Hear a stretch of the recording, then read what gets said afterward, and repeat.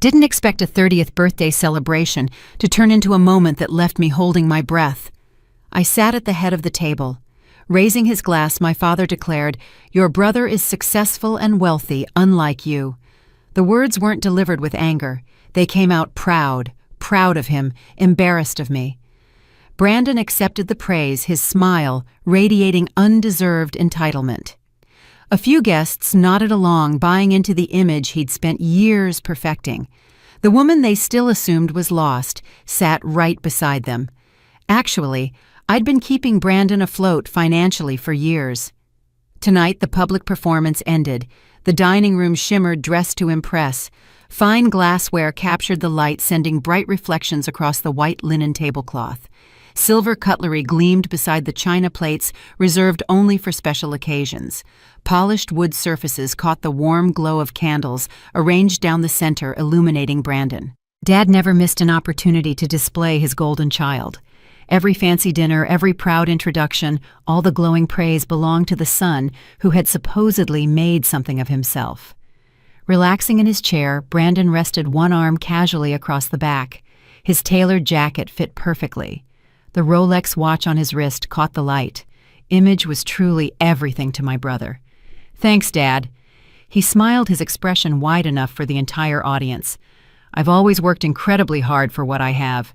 Quietly, I rested my fork on the edge of the plate. I kept my expression neutral. The careful waiting began. Dad's smile widened as he surveyed the table, needing everyone's attention for his next proclamation.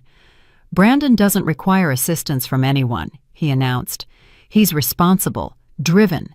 He built his entire life independently." When his eyes finally reached mine, his tone shifted, cooling instantly. "Unlike Ava, who is still trying to figure things out at 30. A couple of people chuckled under their breath. Not everyone, but enough.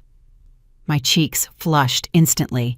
The sound reminded me exactly where I stood in this family's rigid hierarchy. My throat tightened. I took a slow, deliberate breath, preventing myself from saying something I might regret too early. Patience and timing would serve me best tonight. Mom shifted closer to Dad, placing a gentle hand on his arm. "Ray, please," she whispered. "It's her birthday." "It's the truth," he countered, brushing her off without a second glance. "There's nothing wrong with stating the facts on any occasion." Brandon lifted his wineglass toward me in a mock toast, his expression dripping with practiced sympathy. "Don't take it personally, sis. You'll find your path eventually. Some people simply bloom later than others." A familiar warmth spread into my chest. This wasn't anger. This was recognition. I'd survived this exact scene countless times. The dismissive comments, the pity looks, the constant comparisons always left me losing. But this evening would be profoundly different. "So, you are fully independent now?" I asked, keeping my voice light and conversational. Brandon snorted, exchanging an amused glance with Dad. "Obviously, I certainly don't rely on a monthly allowance just to survive." Allowance. 3 years of covering his debts, saving his reputation, preventing his carefully constructed life from shattering, all reduced to a punchline he could toss around the dinner table for laughs. Slowly, I set my napkin down. I straightened in my seat. The calculated silence stretched, lasting just long enough. "Good to know," I said, my voice carrying clearly across the table. "Therefore, I will stop sending you $7,000 every month." The room fell into a sudden sharp silence. I felt the immediate atmosphere shift. Forks stopped midair. Glasses paused halfway to lips. Every pair of eyes swiveled between my brother and me like spectators at a tennis match. Dad leaned forward, his brow deeply furrowed. "What exactly are you talking about? Brandon no longer needs my support," I calmly repeated, enunciating each word with care. "You stated so yourself. He's independent. He built everything on his own. So the transfers are ending tonight." Brandon blinked hard once, twice, as if he'd forgotten how to function. His carefully maintained composure fractured instantly. "It's not how it sounds." "It is exactly how it sounds," I said, utterly calm.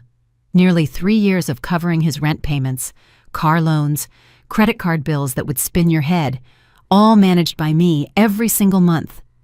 Someone at the table's far end whispered, "Oh my God." Megan Brandon's girlfriend, a perfectly styled brunette who had spent the evening gazing at him adoringly, slowly pulled her hand away from his arm. Dad's face went from confused to thunderous. He stared at Brandon with an intensity I'd never witnessed directed at his favorite child before. "Is that truly the truth?" Brandon attempted a reassuring smile, which failed spectacularly. "Just temporary help. A short-term arrangement between siblings." "A temporary arrangement you never once mentioned," I cut in. "That's because you knew exactly how Dad would react if he found out his successful son couldn't actually pay his own bills." Dad's voice rose echoing off the fine dinnerware.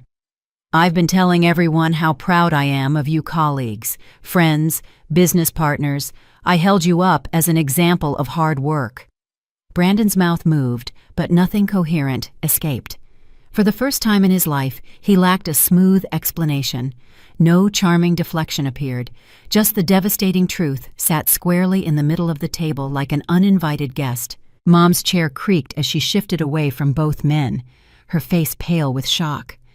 Dad turned toward me, his expression cycling through emotions too quickly to track confusion, disbelief, and perhaps the faint beginning of shame.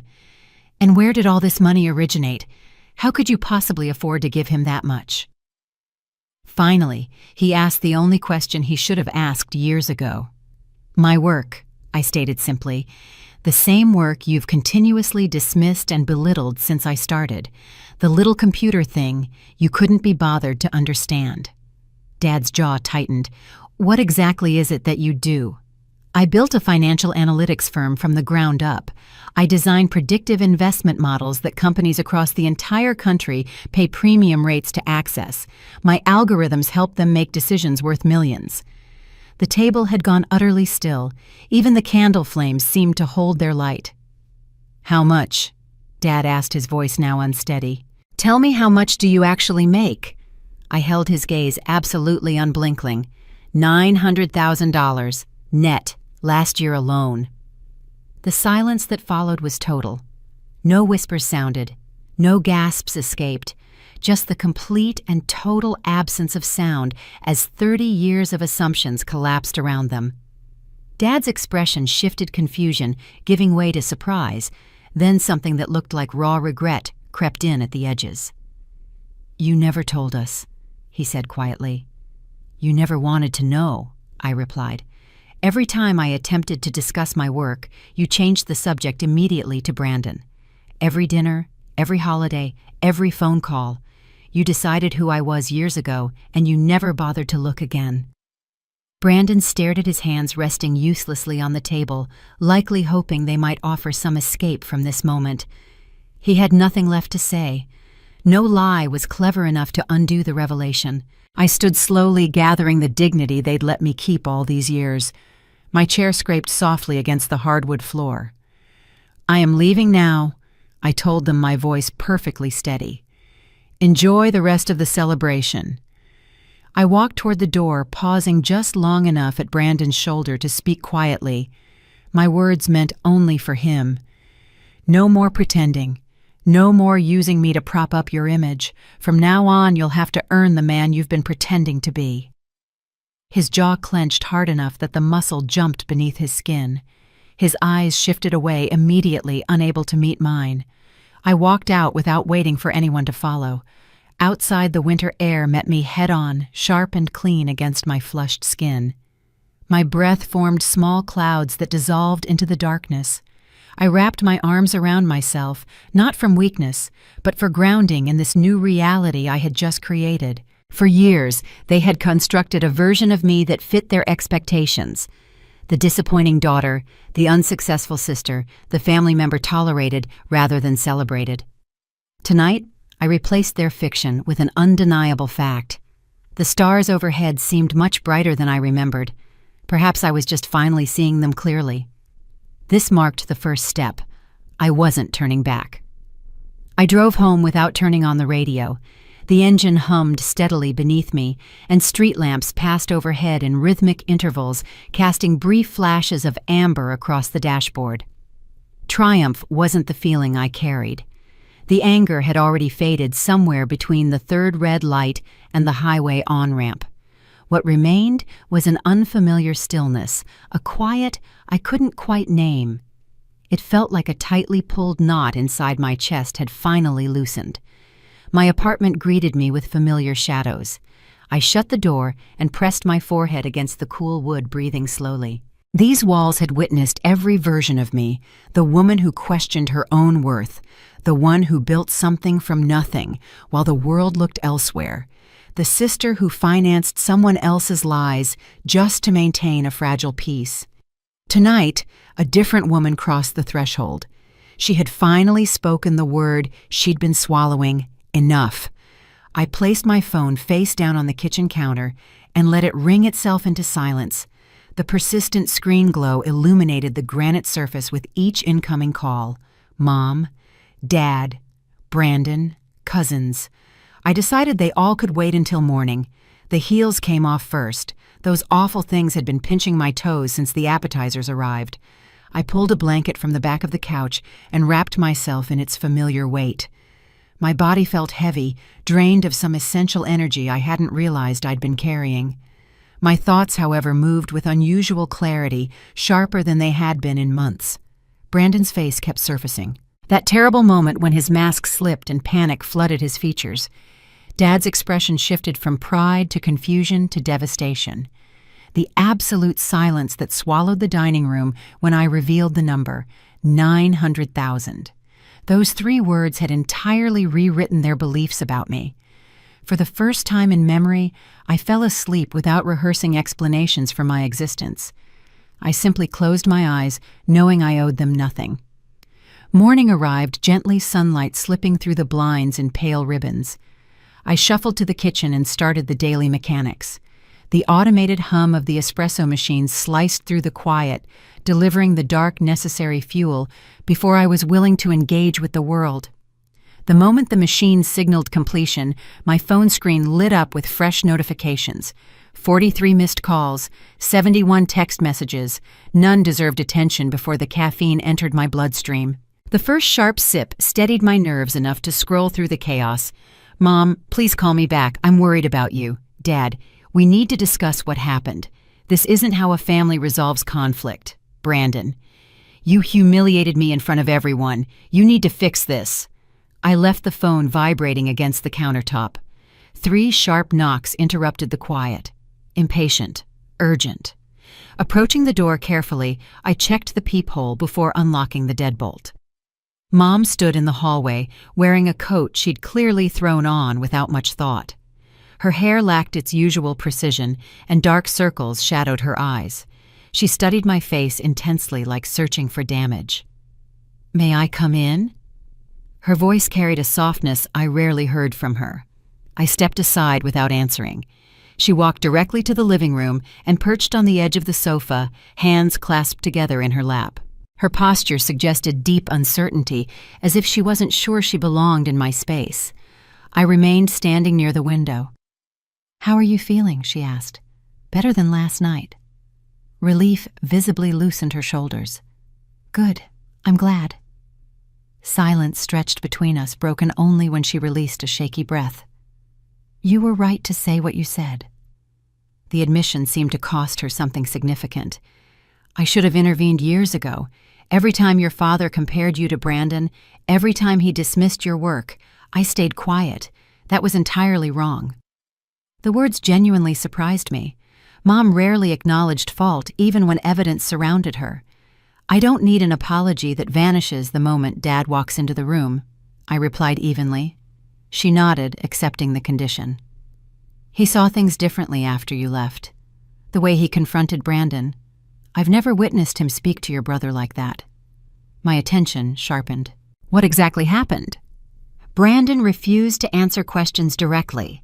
He insisted you owed him the money, that it was your obligation as his sister."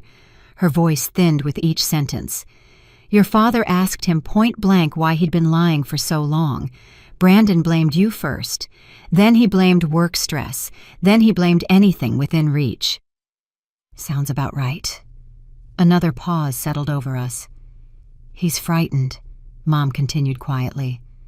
"Terrified of losing the life he constructed, the image he sold to everyone." That's not my problem to solve. No, she met my eyes. It isn't. Mom rose from the couch, smoothing the wrinkles from her coat. Your father wants to speak with you. He's ashamed of how he's treated you, but he doesn't know how to express that. Then he'll certainly need to figure it out. A faint melancholy smile crossed her face. She walked to the door and paused with her hand on the knob. Be careful with Brandon, she said softly. He's not handling this well. The door clicked shut behind her, leaving only the ghost of her perfume and a growing awareness that last night's revelation had set something much larger in motion. I showered, dressed in clothes that felt like armor, and drove downtown to the office. The view from our floor never failed to ground me. Floor-to-ceiling windows framed the city's skyline, the same city that had taught me more about survival than any family dinner ever could. Faster than childhood lessons, harsher than parental lectures, infinitely more honest. Thomas, my COO, was already scribbling figures on the conference room whiteboard when I entered. He glanced up at the sound of my footsteps. You're early, he observed. Perhaps I've finally lost track of time. You're never late, I replied, settling into my usual chair. He examined my expression for a moment longer than necessary. Difficult evening. An educational one. He accepted the non-answer with a brief nod and returned to his calculations. Before we dive into the agenda, I said, where exactly did we land on Q4 margins? He circled a number on the board that made my pulse quicken. That figure accounts for marketing expenditures and full payroll, he explained. You could easily double the team tomorrow and still maintain comfortable reserves. And the audit, completed yesterday, clean approval across every single category. Something heavy lifted from my spine. Every late night, every calculated risk, every moment of doubt, all of it had built toward this. Numbers didn't lie. Numbers didn't play favorites or make assumptions based on gender or birth order. They simply reflected reality. My phone buzzed insistently as the meeting concluded. Dad's name glowed on the screen. I answered. Ava. His voice sounded worn, aged by more than the hours since we'd last spoken. Can we talk in person? Where? I'm in your building lobby. I exhaled slowly. I'll be down in 10 minutes. He stood near the security desk, wearing his heavy winter coat, looking smaller somehow under the harsh fluorescent lights. Gray had overtaken more of his hair than I remembered noticing before. When our eyes met, his expression folded into something complicated, shame and regret, and perhaps the faint edge of pride all tangled together. I owe you far more than a simple apology, he began. I crossed my arms. Then start talking. I made assumptions about your chosen path. I believed traditional careers and corporate hierarchies represented the only legitimate measures of success. I wanted both my children to rigidly fit that mold. He paused, gathering himself. But I only ever looked at Brandon. I measured you against a standard I never questioned. That was profoundly unfair to you. I let silence do my responding. I judged your choices without understanding them, he continued. Last night forced me to see how badly I truly failed you. His eyes glistened under the overhead lights. For years I let my own misguided pride convince you that you weren't enough. You built something extraordinary while I wasn't even paying attention. His voice dropped lower. I'm sorry, Ava. I am truly sorry. The words landed one by one, settling into places that had ached for decades. Thank you, I said finally. However, reconciling with me doesn't erase what Brandon did. I won't pretend everything is fine so he can easily avoid consequences. Dad nodded slowly. I'm certainly not asking you to. He hesitated before speaking again. He's unraveling, angry. He's making threats he shouldn't be making. Genuine concern darkened his features. I wanted to warn you. Whatever he's planning, I truly don't think he's thinking clearly. That was the pivotal moment I understood something had shifted fundamentally. My father, who had spent 30 years defending Brandon, was now standing in my lobby, afraid of what his golden child might do next. Fear had never been acknowledged easily in our family. Its presence here meant something significant.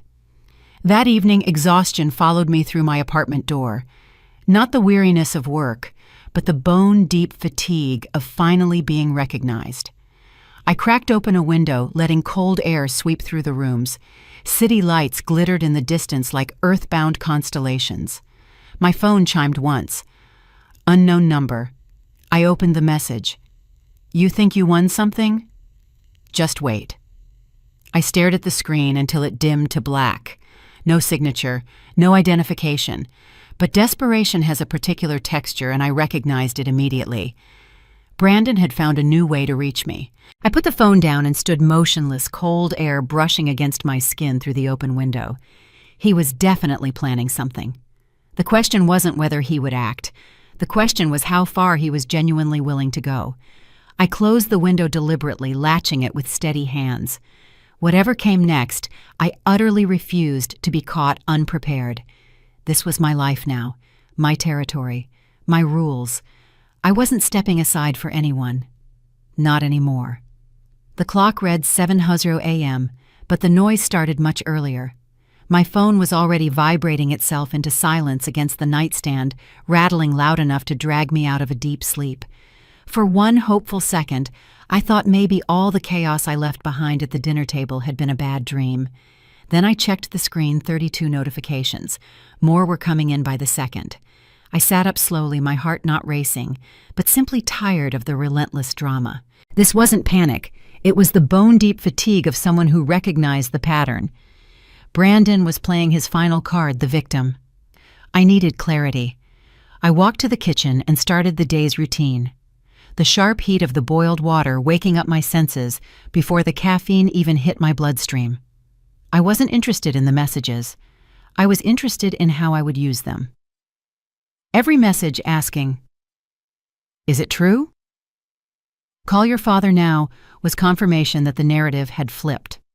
I lifted the phone, not to reply, but to quietly scroll and screenshot the most frantic demands for evidence. Evidence was everything now. I let the steam warm my palms and simply stared out the window at the skyline. They wanted me to feel guilty. I chose strategic calm. Today would be the first day they were forced to learn to live with the truth. By the time I reached the office, Thomas was already buried deep in spreadsheets, the kind of work that made him look genuinely and uncomplicatedly happy. He greeted me with a small smile and nodded toward the conference room. "Wait until you see these numbers," he said, his voice quiet with anticipation. We spent the morning reviewing growth projections, vendor expansions, and customer feedback that practically begged us to introduce a subscription model. Every slide provided absolute validation that I hadn't only built something real, I had built something sustainable. Yet even in the middle of these achievements, I'd once only dreamed of my phone kept intruding, buzzing with the irritating persistence of a summer mosquito. "Brandon, answer me." "Brandon, you don't get to do this." "Dad, please call. We're worried. Worried about me." That would truly be a first. They weren't worried about my well-being. They were worried about the fallout. The kind of worry that only comes when their own comfort is directly threatened, not mine. I flipped the phone face down with a definitive snap. "Everything okay?" Thomas asked. There was no pity in his voice, only honest, quiet concern. "My brother is grieving the loss of a fantasy," I said. "He'll survive the realization." Thomas nodded once, a thoughtful expression on his face. "He'll certainly have to." I spent the afternoon finalizing our legal language for 2 major licensing deals. The necessary meticulous work anchored me when emotion tried to pull me sideways. I was signing contracts that would scale the company far beyond our early successes, irrefutable proof that discipline, not luck, or inherited wealth had gotten us here. Around 3 o'clock, my assistant Lena knocked softly and rested her head against the doorframe.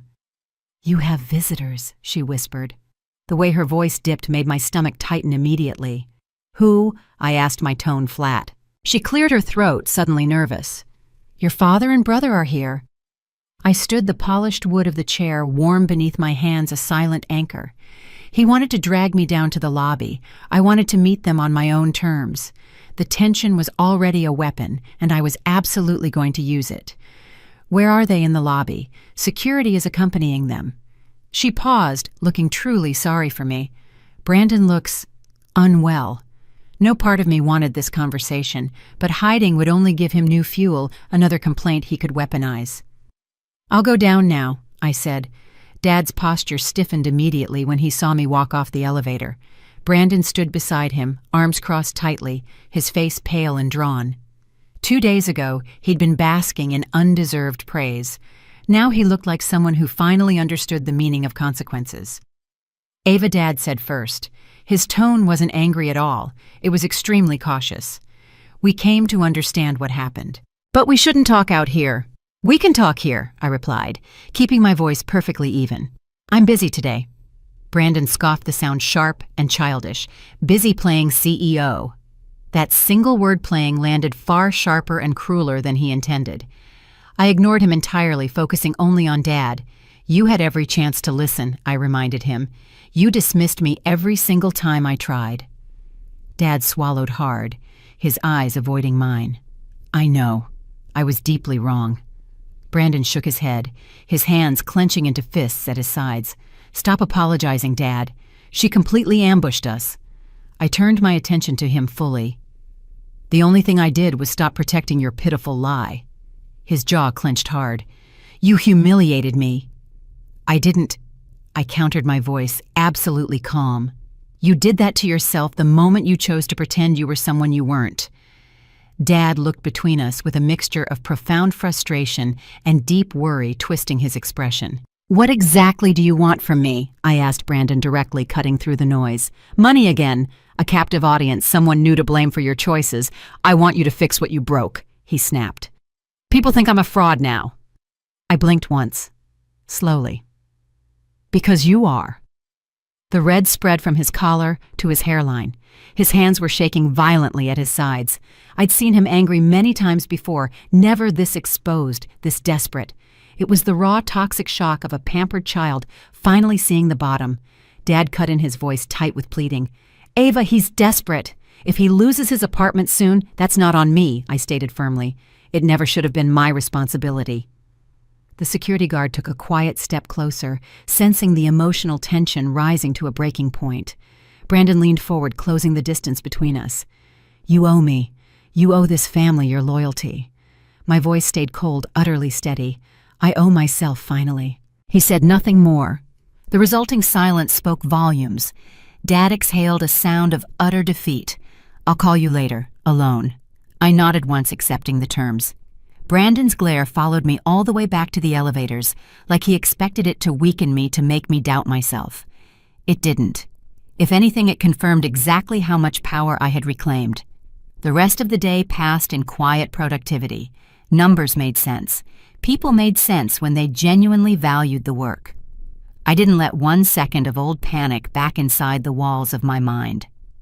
Close to 6, I locked up and stepped into the chilly evening air. The sun dipped quickly behind the skyline, casting long, dramatic shadows across the street, a gentle reminder that endings sometimes look exactly like beginnings, stretching out toward the future. On the walk home, I noticed Christmas lights already flickering through cafe windows. Couples laughed over late lunches. Cars honked in impatient traffic, completely uncaring. New York lived without pausing for anyone's small drama. I loved that about this city. By the time I reached my building, my shoulders felt less heavy than they had in years. I slid the key into the lock, ready for silence, but I heard movement right behind me. Brandon. He stood too close, his breath visible in the cold evening air. "We're not done with this," he hissed. I kept my hand on the door, my spine straight and unwavering. "We are absolutely done." "You think you're inherently better than us?" he accused. "No," I said quietly. "I think I finally stopped being less than you." His expression twisted into something dark and ugly. "You're ruining this family forever." "I'm saving myself," I answered simply. "If a family can't handle honesty, perhaps it was broken long before tonight." He flinched, as if physically struck, his entitlement momentarily shattered. Then he spat. "You'll regret this choice." He walked quickly away, disappearing around the corner. I waited until he was completely gone before unlocking the door and stepping into safety. Home wasn't just walls tonight. It was tangible proof that I had built a life strong enough to withstand the ones trying so desperately to tear it down. I took a long restorative shower, letting the water wash off the unpleasant residue of the day's confrontation. When I finally sat in bed, wrapped snugly in warm blankets, I checked the Forbes email again. The journalist had followed up their words, echoing my newfound sense of self.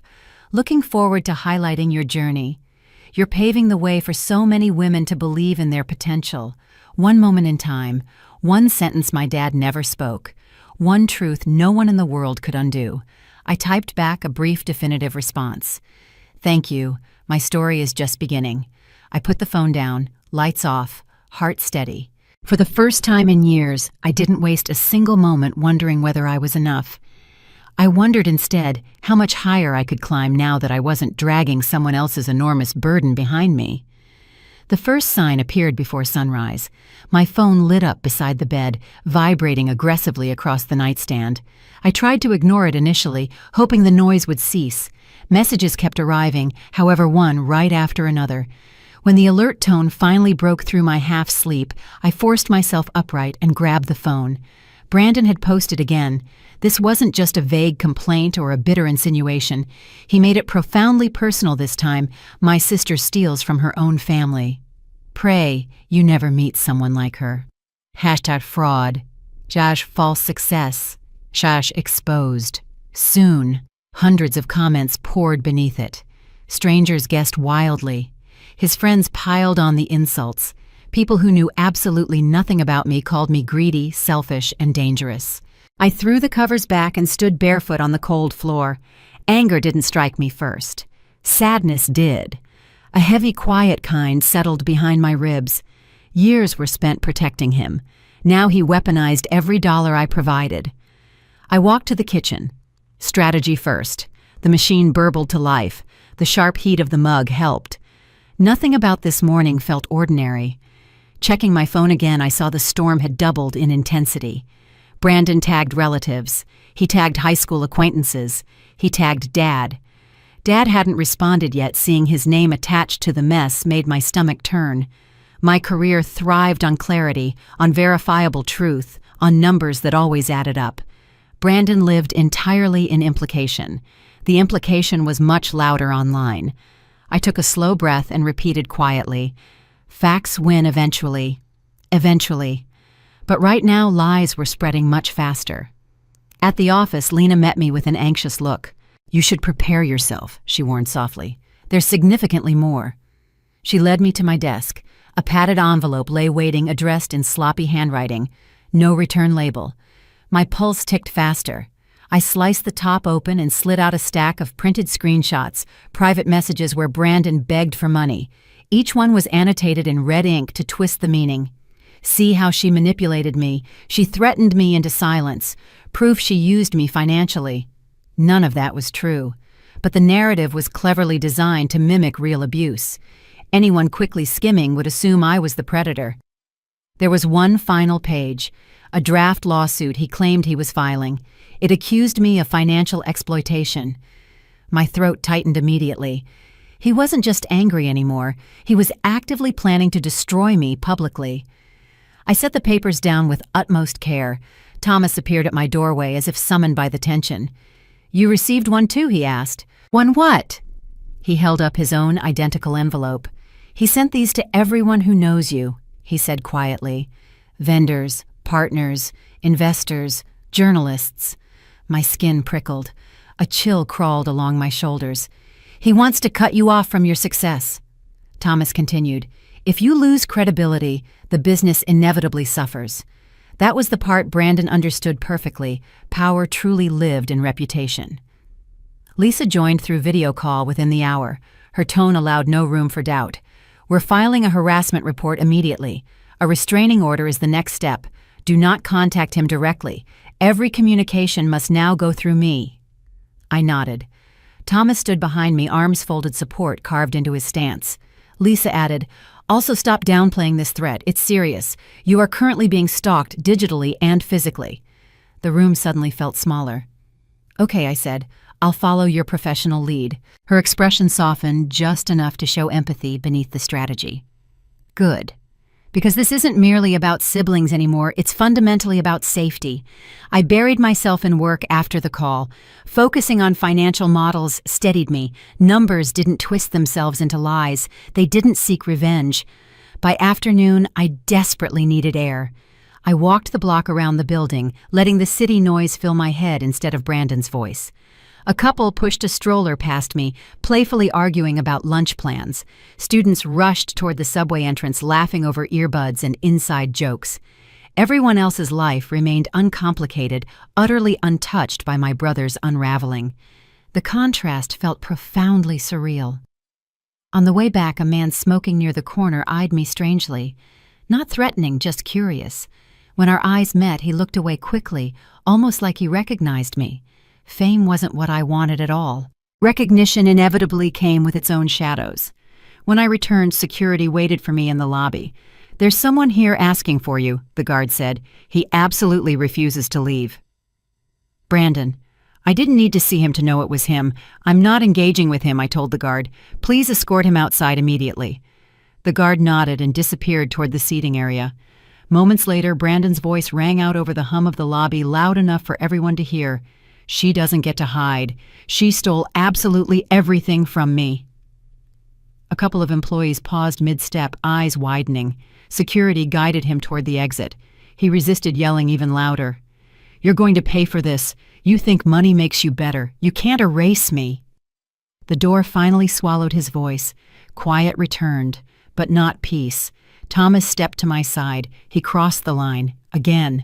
I hated how my hands trembled. I shoved them into my pockets so no one noticed. "He believes this performance still works on me, words sharp as truth." Thomas shook his head.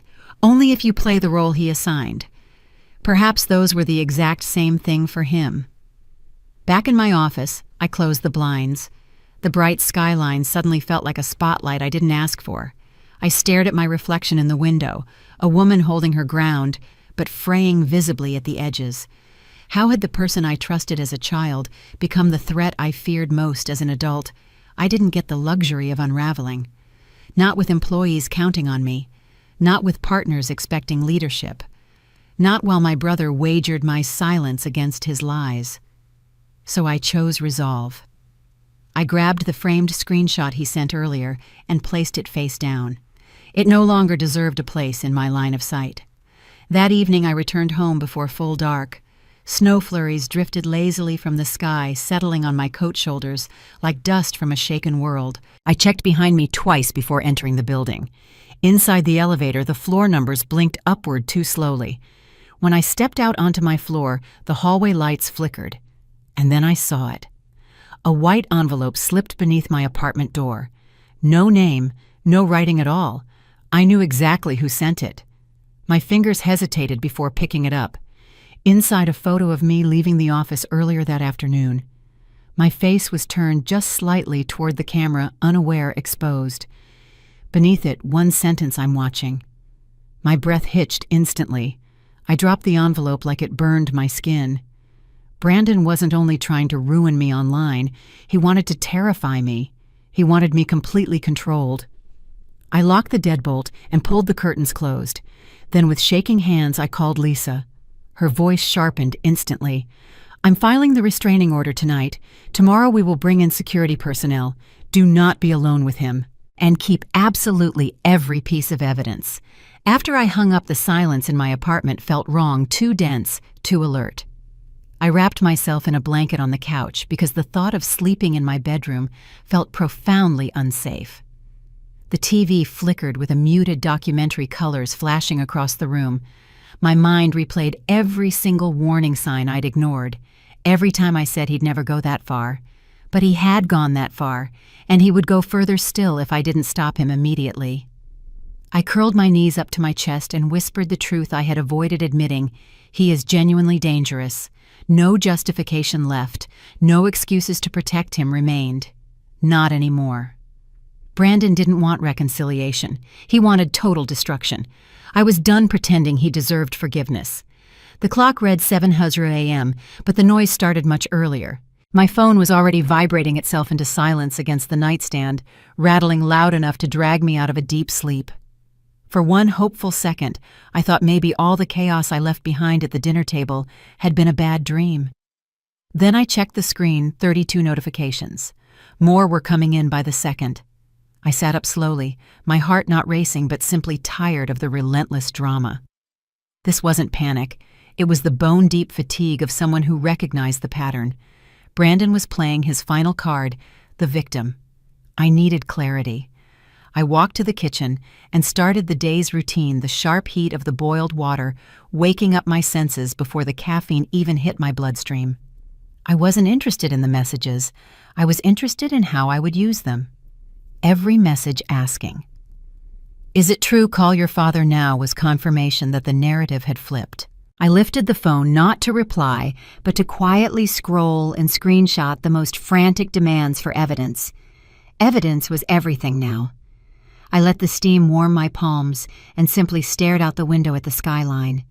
They wanted me to feel guilty. I chose strategic calm.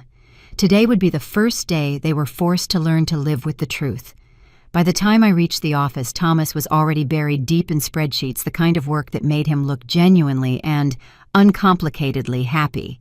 He greeted me with a small smile and nodded toward the conference room.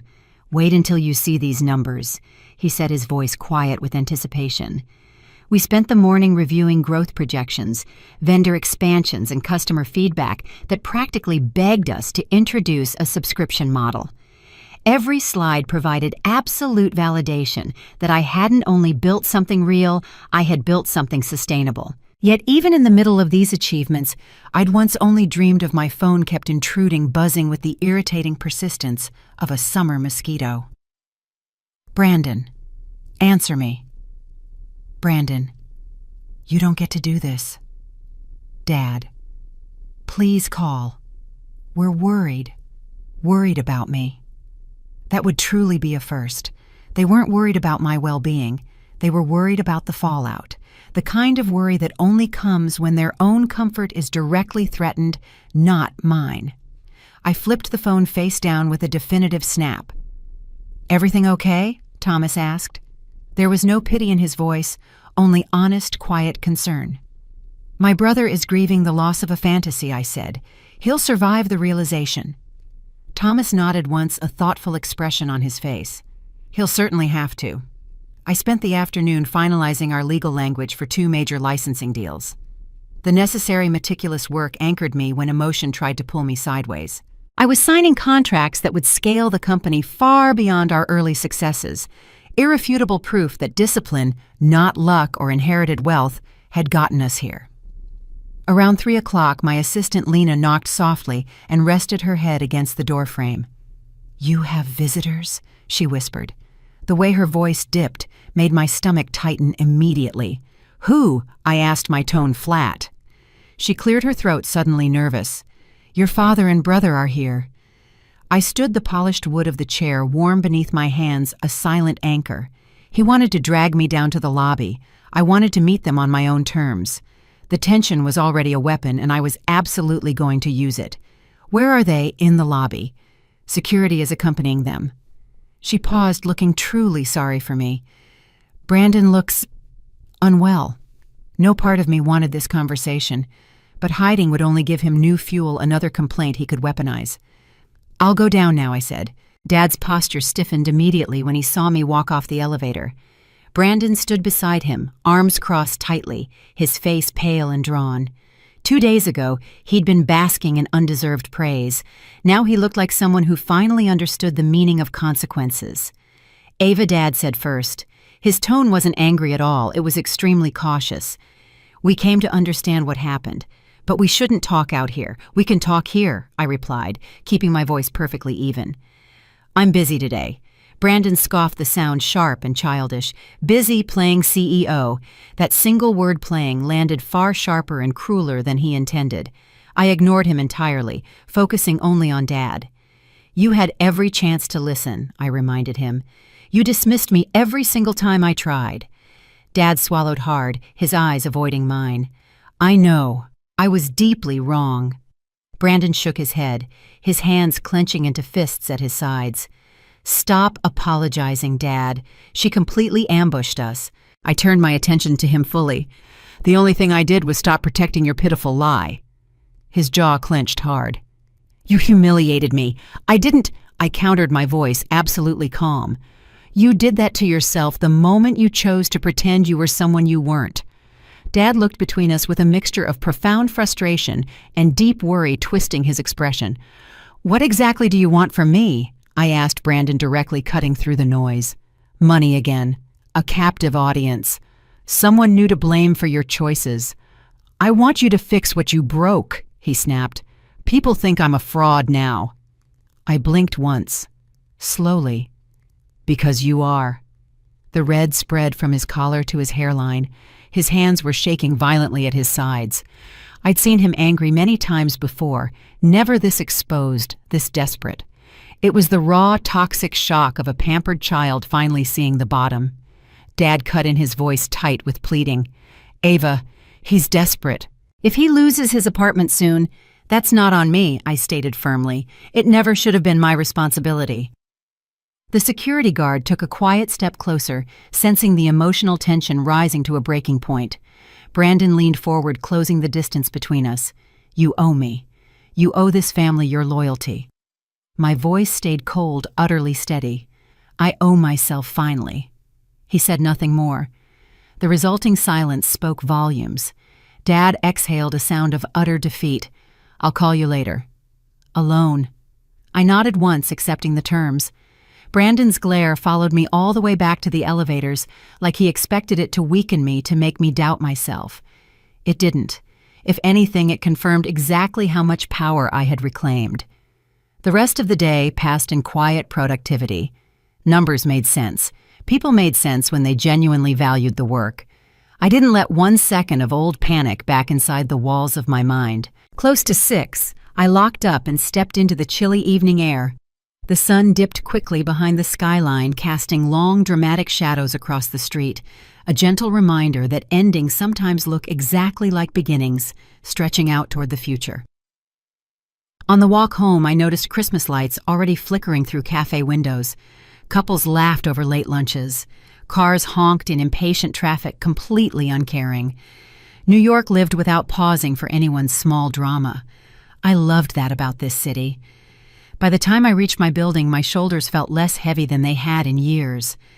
I slid the key into the lock, ready for silence, but I heard movement right behind me. Brandon. He stood too close, his breath visible in the cold evening air. We're not done with this, he hissed. I kept my hand on the door, my spine straight and unwavering. We are absolutely done. You think you're inherently better than us? He accused. No, I said quietly. I think I finally stopped being less than you. His expression twisted into something dark and ugly. You're ruining this family forever. I'm saving myself, I answered simply. If a family can't handle honesty, perhaps it was broken long before tonight. He flinched, as if physically struck, his entitlement momentarily shattered. Then he spat, You'll regret this choice. He walked quickly away, disappearing around the corner. I waited until he was completely gone before unlocking the door and stepping into safety. Home wasn't just walls tonight. It was tangible proof that I had built a life strong enough to withstand the ones trying so desperately to tear it down. I took a long restorative shower, letting the water wash off the unpleasant residue of the day's confrontation. When I finally sat in bed, wrapped snugly in warm blankets, I checked the Forbes email again. The journalist had followed up their words, echoing my newfound sense of self. Looking forward to highlighting your journey. You're paving the way for so many women to believe in their potential. One moment in time, one sentence my dad never spoke, one truth no one in the world could undo. I typed back a brief, definitive response. Thank you. My story is just beginning. I put the phone down, lights off, heart steady. For the first time in years, I didn't waste a single moment wondering whether I was enough. I wondered instead how much higher I could climb now that I wasn't dragging someone else's enormous burden behind me. My phone shook violently against the nightstand before the sun even reached the windows. Missed calls flooded the screen, messages stacked on top of each other, notifications pulsed like a heartbeat I couldn't regulate. A silent wish begged for good news. Reality immediately denied it. Brandon decided to fight dirty again. Edited screenshots twisted familiar bank records into fresh accusations. Audio clips spliced into false threats distorted my voice into something cold and cruel. A crowd of strangers got fed a story where he was crushed by my greed while I gloated above him. People believed him without hesitation or question. Their words cut deep, scammer disguised as family. Wealth doesn't erase deep cruelty. Climbers always push someone else down. Someone should finally put her in her place. Lies spread significantly faster than honesty ever could. A long breath escaped through tightened lungs. I put the phone on the mattress to keep the anxiety from climbing further. The office buzzed with its normal morning rhythm, yet an unease curved beneath every greeting directed my way. Smiles appeared gentle, but fear flickered clearly behind them. Thomas arrived soon after I did, eyes shadowed with worry. "Ava. It's absolutely everywhere now," he murmured. He is aggressively trying to erase the documented truth. No further explanation was needed. Anyone online could instantly see the wildfire growing. The war room turned into our command center immediately. Screens plastered with timelines of his posts and impact charts replaced yesterday's planning agendas. Conversations sharpened into rapid, focused strategies. Lena pointed to trending terms lighting up in red. A hashtag calling you financially abusive is climbing dangerously fast. Those two words, financial abuse, carried a weight that could crush reputations instantly. Brandon knew exactly which blow would land hardest. My stomach knotted uncomfortably. Facts became the only lifeline remaining. "We respond solely with documented truth," I said. "No emotional battles, just irrefutable proof." Thomas stood firm. "Everything is archived, every request he made, every emergency he dragged you into. We put light where he's manufacturing darkness." I forced a nod of agreement. "And our investors' position?" "They aren't flinching at all," he answered. "What you've built holds much more substance than his mere tantrum." Even reassurance felt fragile under public hostility. Lisa joined the video call. Her expression held zero fear. "The restraining order is in progress right now, and when the damage becomes fully measurable, we immediately move on to the defamation lawsuit." She paused. "You are fully allowed to protect yourself without apology to anyone." Her conviction decisively steadied the fraying edges inside me. News vans returned before evening. Reporters fought for the closest vantage point outside the glass doors. They no longer sought simple information, they aggressively hunted spectacle. Voices clashed over one another. "Did you force payments out of him repeatedly? Why were you so secretive about your wealth? Are you responsible for his public decline? What do you say to the families of real victims?" Each question embedded deeper than the last. Camera flashes hammered my senses. Silence carried me through the crowd with a straight spine. Engagement would only validate their insatiable appetite. Inside the building, the air thickened around me. My office chair received the weight I could no longer hold upright. Anger simmered deeply without explosion. Sharpness could wait patiently. Control mattered much more now. Brandon wanted chaos. I utterly refused to hand it to him. A knock interrupted the simmering stillness. My father stood in the doorway. Exhaustion hollowed the lines of his face. He looked significantly older than he had 3 nights earlier. "We should speak privately," he said. The door clicked shut behind him. His gaze traveled across the room, the accolades, the monitors full of real results, the quiet professionalism, everything he once so easily dismissed. "This is undeniably real," he whispered. Admiration tangled visibly with disbelief. "It always was, Dad," I answered. He lowered himself into a chair, as though gravity had suddenly doubled its effect. "Brandon insists you're actively tearing him down because you can't stand his success." The words barely left his mouth before I stopped myself from laughing bitterly. He doesn't have any success left to tear down. Dad's silence admitted knowledge he truly didn't want to possess. The truth continued pouring forward. I helped him until he used my support to pretend he never needed anyone. Then I simply stopped the support. That's the entire unvarnished story. Dad pressed fingers to his brow. "I feel completely lost. He used to be so confident and sure of himself. He still is sure of himself," I said gently. "Just about a total lie." A flicker of hurt crossed his eyes. "He's my son, Ava, and I'm your daughter, Ray," I replied, my voice low and steady. The reminder hit harder than any direct accusation. His shoulders visibly drooped. I refuse to see what was happening to you. A pause followed, weighted and sincere. I simply didn't want to see it. He stood not quite steady. I'll try to reach him again. I just don't know if I'll succeed this time. He isn't ready to hear anything yet, I said. Not while he's still desperately building a world where he's the only one wronged. He hesitated at the door. If you need someone here, I am available. A late effort, yet still something real, finally offered. After he left, 10 seconds became the limit I allowed myself to feel everything: disappointment, resentment, and a thin thread of relief. Work resumed right after the timer ended. Outside, early darkness touched the city. Snow settled in delicate layers over sidewalks and roofs, pretending to quiet all conflict. Members of my team resisted leaving. I insisted they go home. Dedication shouldn't have to become self-sacrifice. Once alone, I checked the locks twice. My phone screen continued to mirror strangers' manufactured anger. Threats replaced arguments. Doubt smothered logic. Accusations claimed imaginary victory. Fear trembled just under the skin, fear fueled by betrayal and exposure, but resolve grew faster than it. I prepared files that proved every detail. Organized timelines, collected receipts, truth transformed into structure armor against manipulation. Closing the laptop drained my energy in one clean sweep. The elevator hummed on the descent, every floor feeling like another warning. Winter air bit through my coat when the lobby doors opened. Shadows stretched too far beneath streetlights. Instinct urged quicker, more urgent steps. A slow engine grumbled behind me. The wrong kind of slow. My breath caught in my throat. The sedan with darkened windows crawled forward. No headlights illuminated its path. The sound of tires through soft snow amplified my dread. Then chaos snapped the tension. Another vehicle surged forward, horn blaring loudly, forcing the first car to speed away instantly. Its taillights vanished in seconds. Cold air seared my lungs as I stood momentarily frozen in place. My pulse thrashed violently. A message vibrated in my hand before movement returned. "Thomas." "Are you all right, Thomas? I think he only intended to scare you away."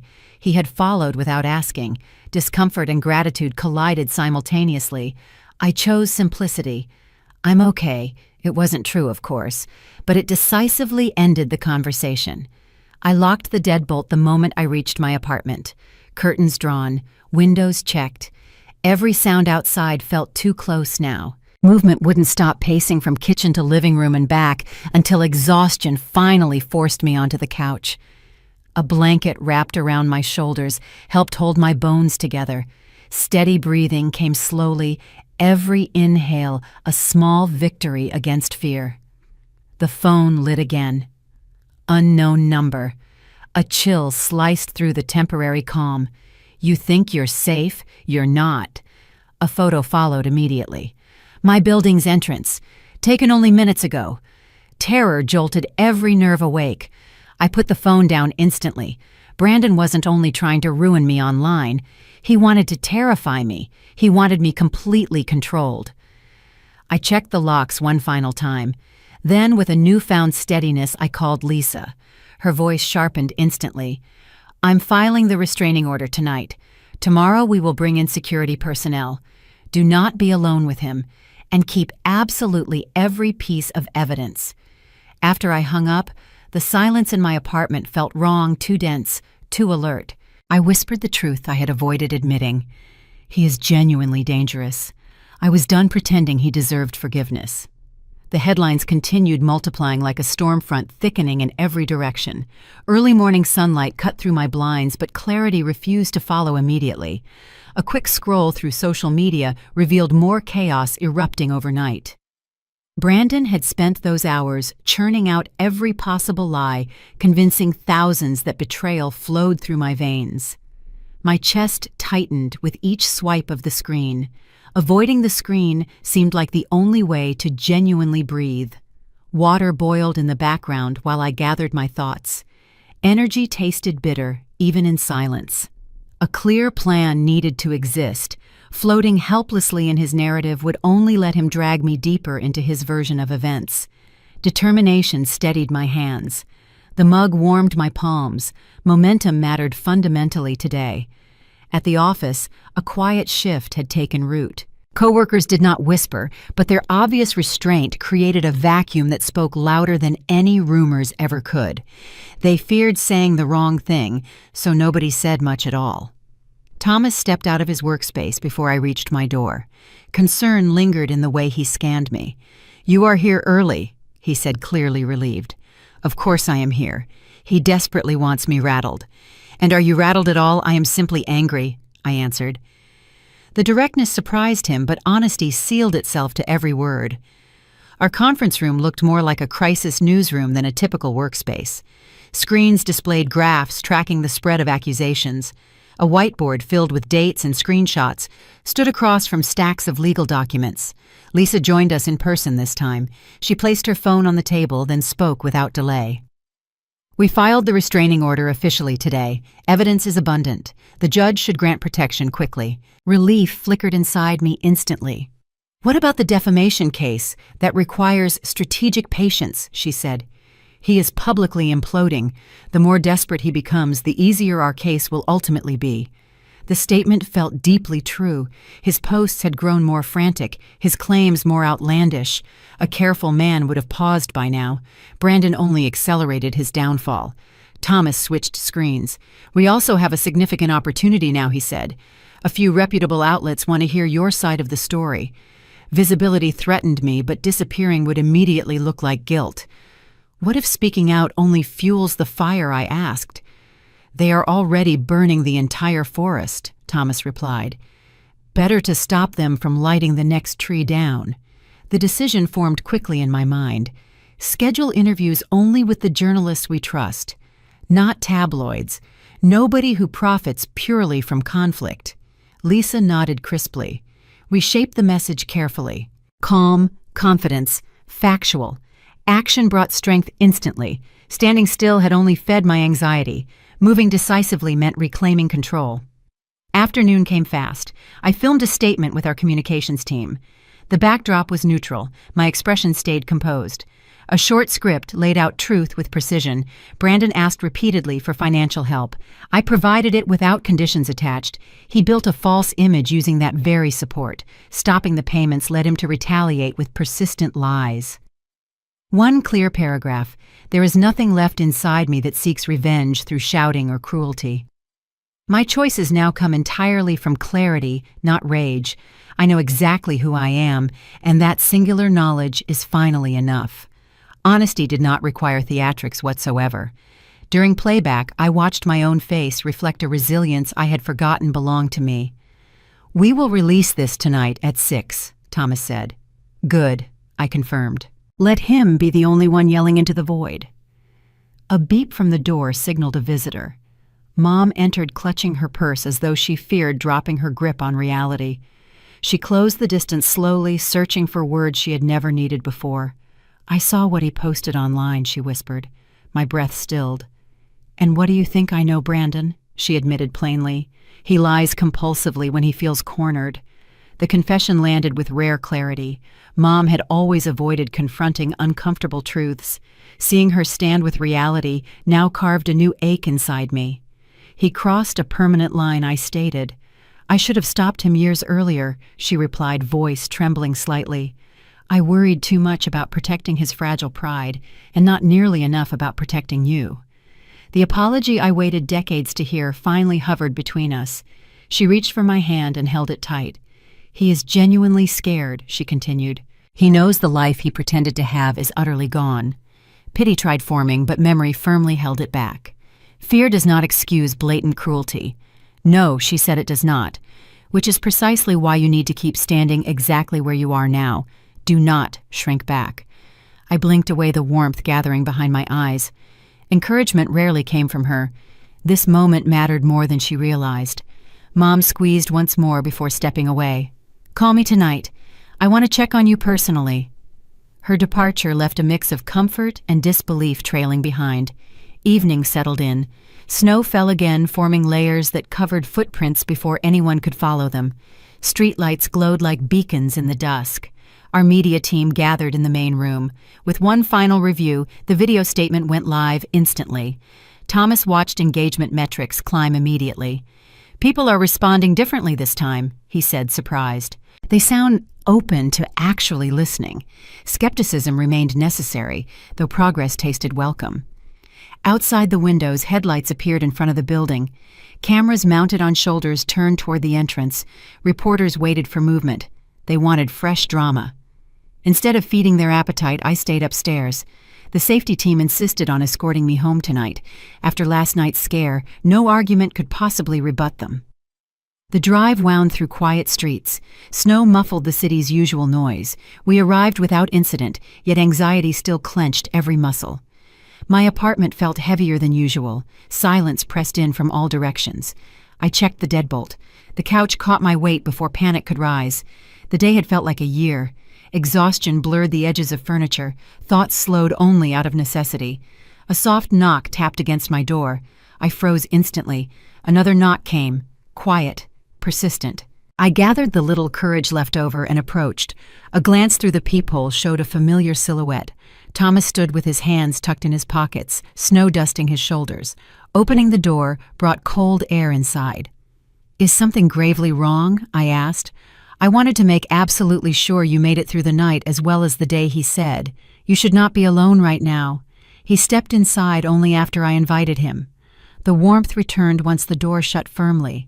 Concern softened his features. "You held the world's judgment with incredible grace today," he said. "You should allow yourself small moments of support." Strength did not forbid human connection.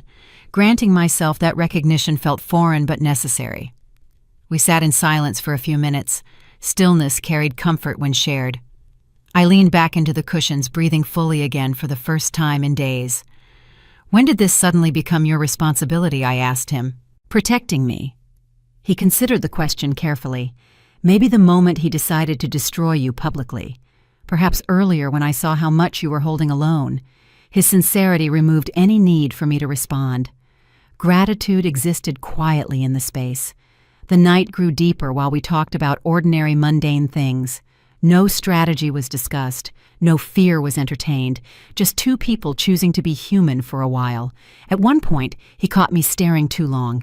A faint smile crossed his mouth, warming something inside me that had grown cold. He did not move closer. He did not make assumptions about me. Respect guided every breath he took near me. Eventually, fatigue demanded rest. I walked him to the door. "Thank you, Thomas," I said. "You do not need to thank me at all," he replied. "Just keep moving forward." The door closed softly.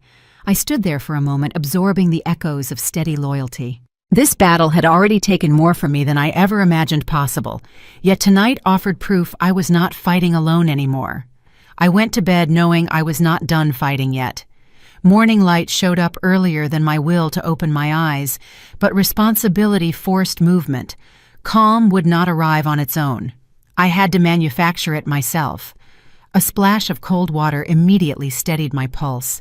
Sleep had left behind a storm of unfinished adrenaline. My office waited. Momentum demanded presence.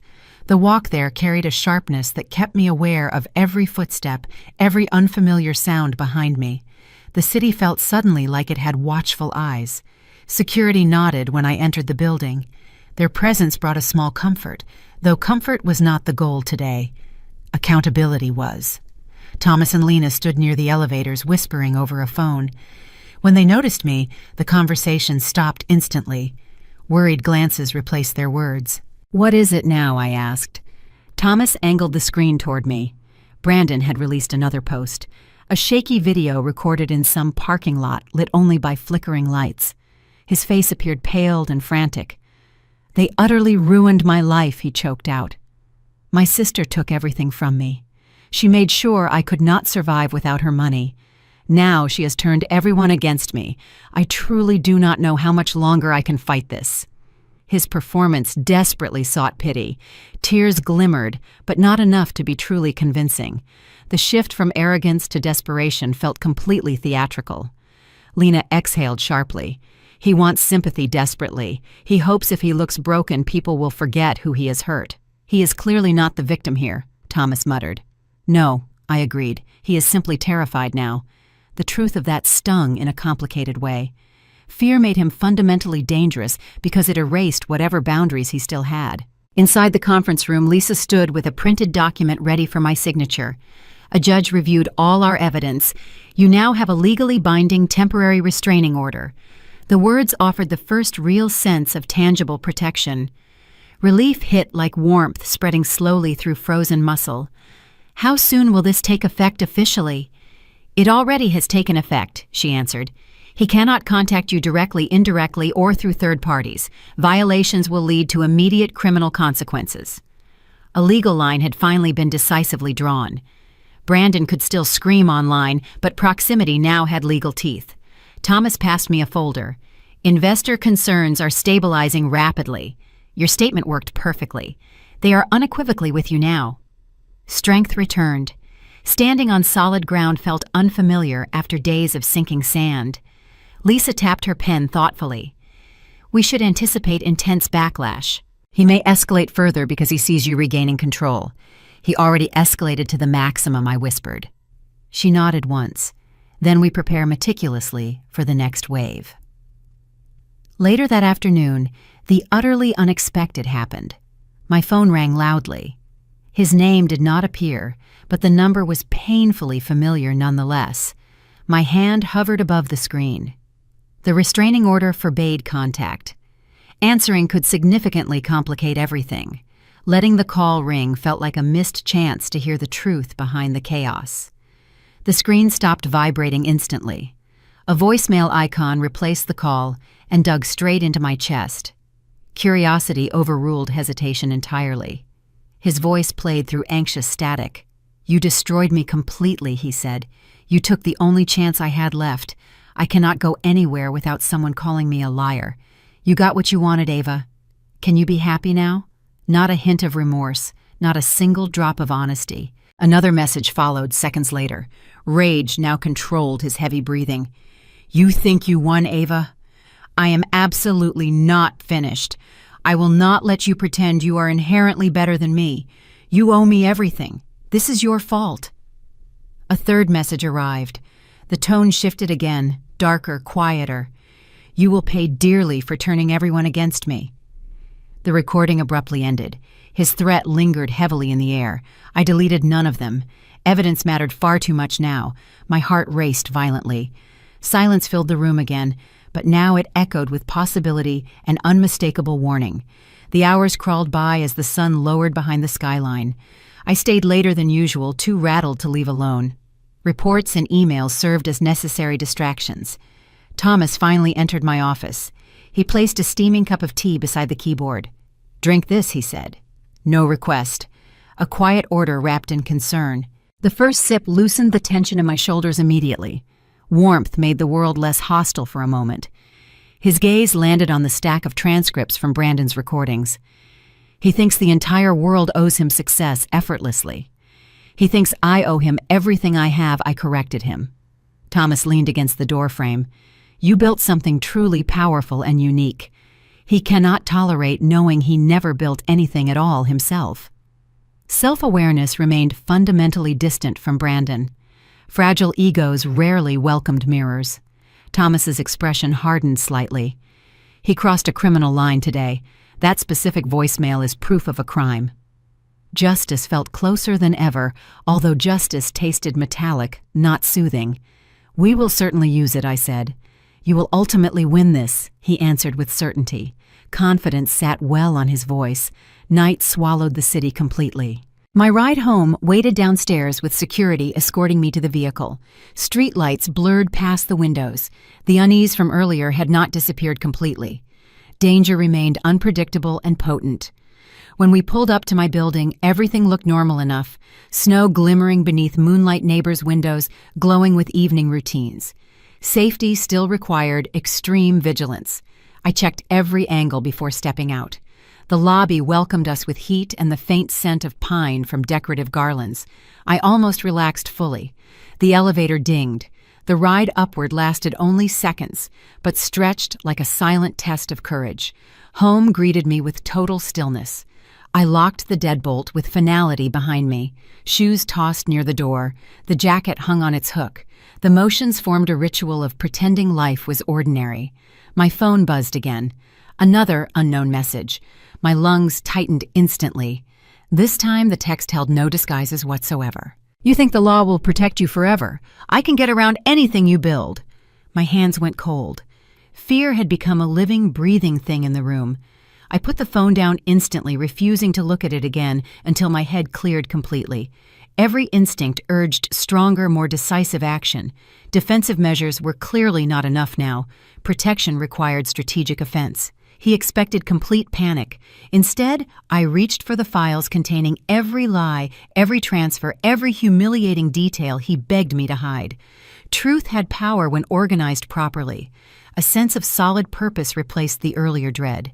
If he insisted on setting fires, I would drown his flames in irrefutable evidence. No hesitation remained now. Before sleeping, I stood near the window and watched snowflakes drift under the street lamps. Peace lived somewhere beyond this moment. Patience would bring it closer every day. Tonight, power felt entirely different. It no longer came from silence or mere endurance. It came entirely from choice. Strength flowed not from hiding the truth, but from expertly using it. I closed the curtains, secured the locks one more time, and whispered a vow only I needed to hear. Your persistent lies will not survive the truth. I went to bed, knowing I would meet the future fully ready. Dawn arrived without gentleness. It sliced through my room like a forceful reminder that forward was the only direction left for me. I forced myself out of bed and moved carefully, conscious of every sound around me.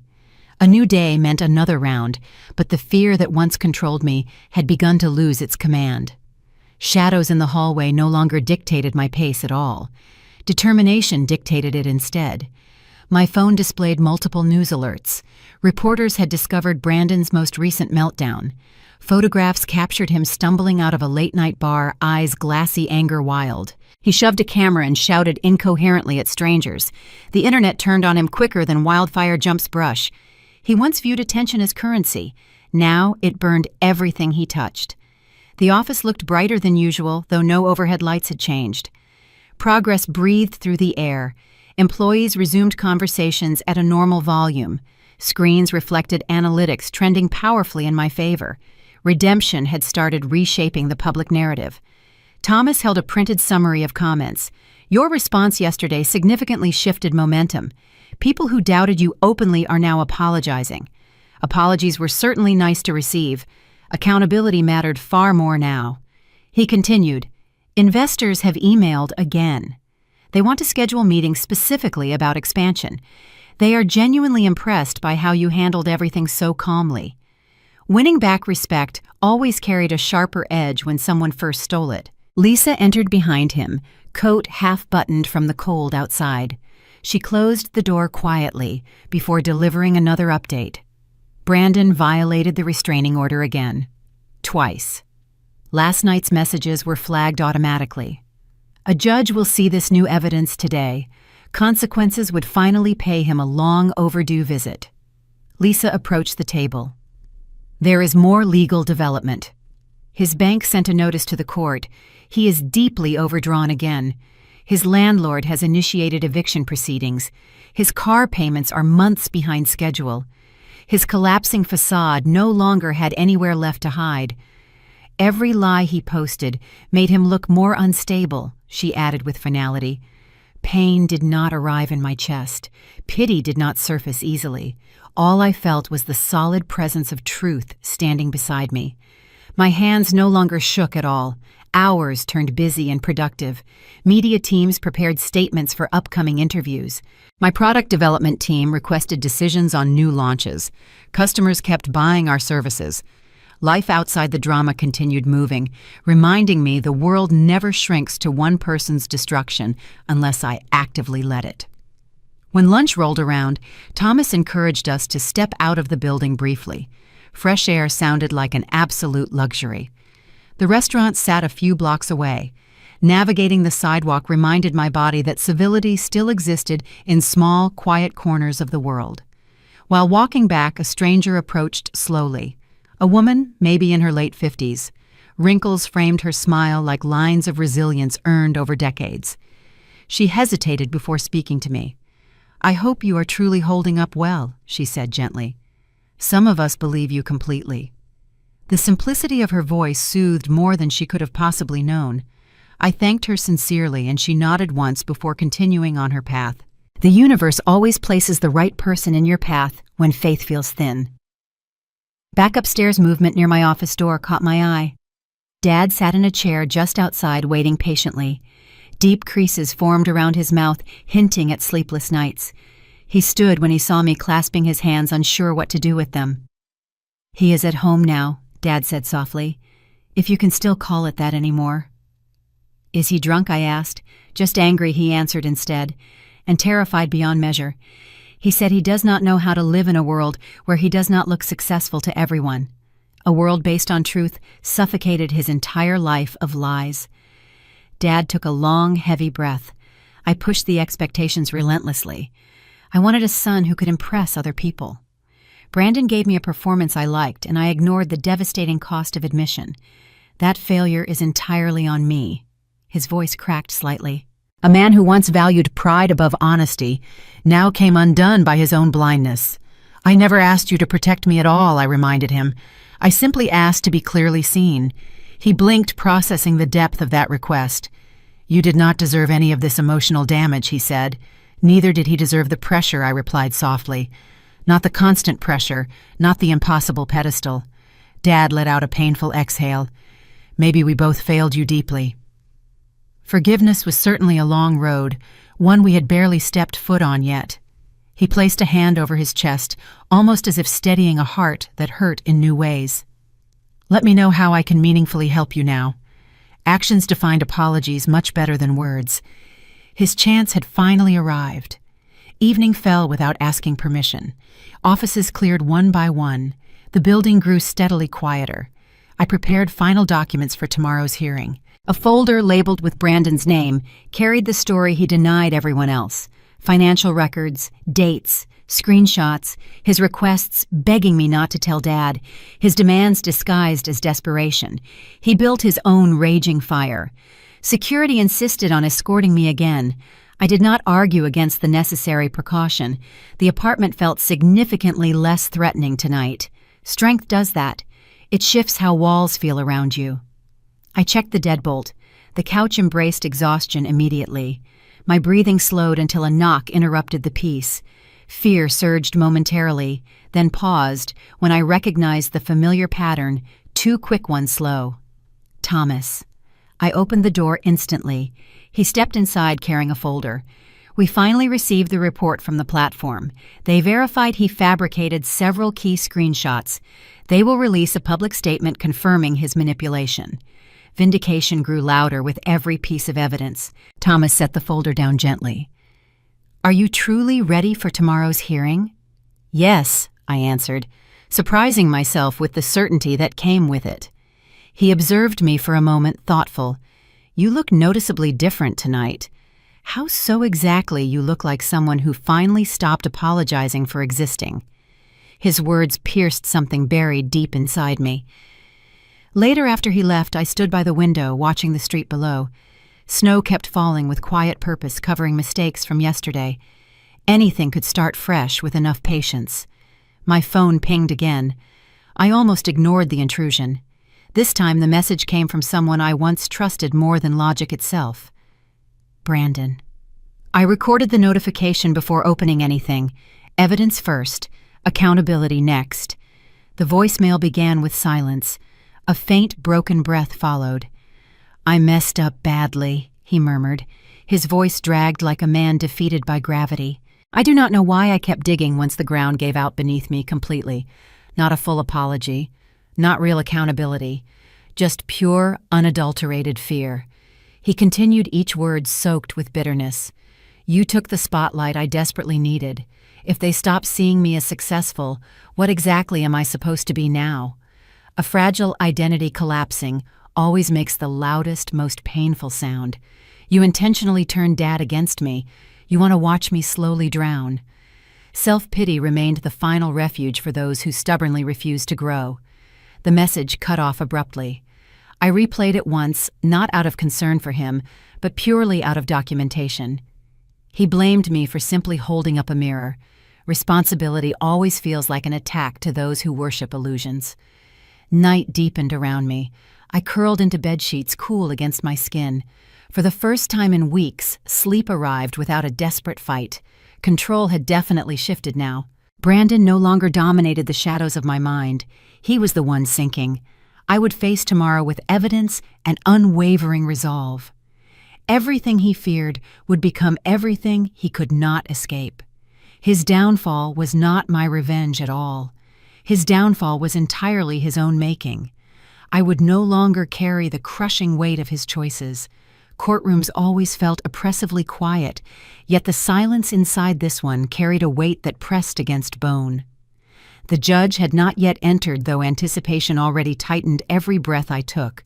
Rows of benches filled with observers who pretended not to stare openly. Their curiosity circled like vultures waiting for movement.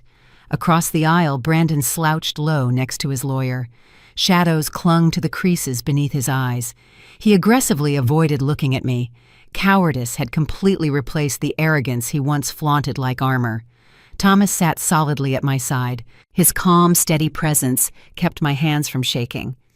Lisa organized documents at the table in front of us, each piece of paper like a brick in the wall protecting my name. A bailiff stepped forward, his voice echoing, "All rise." The judge took her seat. Authority flowed through the room instantly. Everyone settled again quickly, though no one truly relaxed at all. Brandon's attorney stood first. He smoothly wove weak excuses into polished sentences. According to him, Brandon was not malicious. My brother was emotionally overwhelmed, financially distressed, and acting purely out of desperation. Every phrasing attempted to turn personal responsibility into deep sympathy. None of his words addressed the documented harm caused. Lisa rose next. Her gaze didn't waver for a second. "The evidence overwhelmingly demonstrates targeted harassment and stalking," she stated firmly. She laid out screenshots, messages, and transcripts like cards in a winning hand. Brandon flinched visibly at each display. His lies looked significantly uglier once the entire room saw them without his narration. The judge's attention remained sharp and focused. She reviewed every detail with measured clinical control. Lisa concluded with a single line that echoed sharply through the chamber. "Truth requires absolutely no disguise." No dramatic pause followed her statement. She simply sat down. The judge gestured toward me. "Miss Hale, would you like to speak to the court?" Voice steady and clear. I stood up. The room sharpened into laser focus, leaving nothing but my purpose. My brother asked me repeatedly for financial help. I began. I gave it freely and without complaint. I asked only for simple honesty in return. When I stopped supporting him financially, he tried to destroy my character instead of accepting accountability for his life. My heart raced quickly. The words flowed clean and strong. He told the world I was cruel. He told strangers I abused power over him. He chose documented lies because the simple truth frightened him. I will not apologize for my hard-earned success. I will not absorb blame for choices only he made. No theatrics were needed. No tears were offered. My statement was clear and complete. The judge gestured for me to sit down. Brandon finally faced me. Hostility flickering in his stare. Fear wrestled visibly with rage behind his eyes. Neither won the internal battle. After brief deliberation, the ruling came swiftly and decisively. The judge's voice carried the authority Brandon had spent his whole life trying to imitate. The temporary restraining order stands permanently. Any further violation will result in immediate jail time without delay. She paused, locking eyes with him directly. Additionally, the court orders the immediate removal of all posted false statements. Continued defamation will face severe civil penalties. Each sentence felt like justice learning to walk again after a long delay. Brandon's mouth dropped open instantly. His lawyer touched his arm quickly to silence whatever explosion threatened to escape him. The judge continued her remarks. I strongly advise you, Mr. Hale, to take this opportunity to genuinely reflect. Proceedings officially ended. Chairs scraped loudly. Conversations resumed in low murmurs. Brandon remained completely still, utterly stunned. His manufactured world stopped pretending to exist. I walked deliberately toward the exit without looking back at him. Not even once. Outside the courthouse, the cold air greeted me like a baptism. Snow fell in soft flakes, each one disappearing before reaching the sidewalk. Reporters had gathered microphones, poised like weapons instructed to strike. Questions flew rapidly around me, but security created ample space to move. Silence remained my choice. Truth had already spoken fully for me inside that room. Cameras flashed continuously until the SUV door shut firmly. The world outside blurred beyond the tinted windows. Thomas exhaled deeply relief, visible through his relaxed posture. You handled that entire spectacle better than anyone could have. I simply said what needed to be said legally, I replied. Plenty of people would have screamed incoherently, he said with a faint smile. Screaming only gives them more noise to twist into drama.